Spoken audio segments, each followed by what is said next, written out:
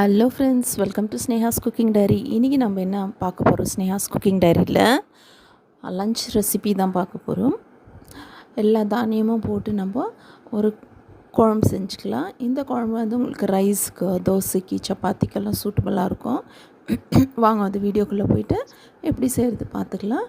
இது நான் full video கூட அப்லோட் பண்ணியிருக்கேன்.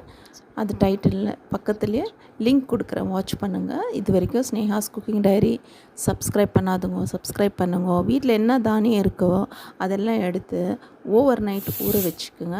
நல்லா ஊற வச்சுட்டு நெக்ஸ்ட் டே மார்னிங் நீங்கள் வந்து அது குக்கரில் போட்டு 4 விசில் விட்டு நல்லா பாயில் பண்ணி எடுத்துக்கோங்க.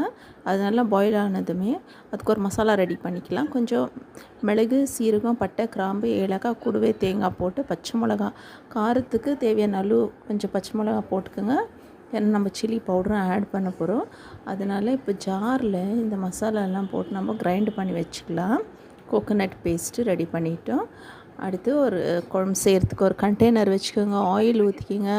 ஆயில் ஊற்றிட்டு அனியன்ஸ் போட்டு ஃப்ரை பண்ணிக்கலாம். அனியன்ஸ் கொஞ்சம் சாஃப்டானதுமே நம்ம எடுத்து வச்சுருக்க மஞ்சள் தூள், மிளகாய்த்தூள், தனியாத்தூள் இதெல்லாம் போட்டு நம்ம ஆயிலில் ஃப்ரை பண்ணிக்கலாம்.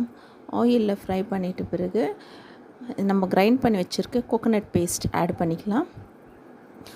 இதுக்கு நம்ம பூண்டு இஞ்சி போட போகிறதில்ல. பூண்டு இஞ்சி போடாமலே இந்த குழம்பு ரொம்ப டேஸ்ட்டாக இருக்கும்.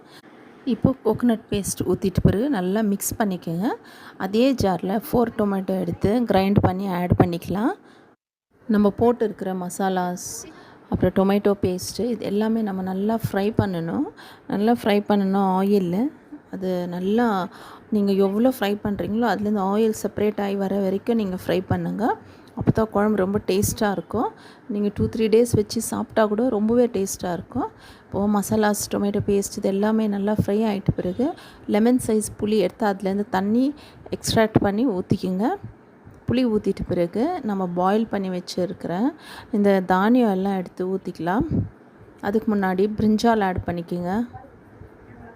பிரிஞ்சால் லைக் பண்ணால் போடுங்க, இல்லைனா ஸ்கிப் பண்ணிவிடுங்க. நான் ஒரு 4 பிரிஞ்சால் கட் பண்ணி போட்டிருக்கேன்.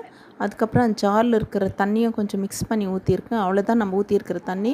இப்போ இந்த குக்கரில் பாயில் பண்ணி வச்சுருக்கிற இந்த தானியம் தண்ணியோடு நம்ம ஊற்றிக்கணும். அதனால தான் நம்ம தண்ணி வந்து எதுவும் எக்ஸ்ட்ரா ஊற்றலை. இந்த தானியம் பாயில் பண்ண தண்ணியை அது ஊற்றிட்டு நம்ம உப்பு டேஸ்ட் பார்த்துட்டு க்ளோஸ் பண்ணி வச்சிடணும்.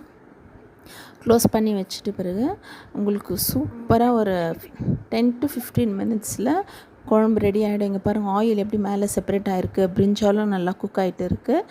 இதே மாதிரி நீங்கள் ரெசிபி ட்ரை பண்ணிவிட்டு எப்படி இருந்துச்சுன்னு கமெண்ட்ஸில் தெரியப்படுத்துங்க. All next video.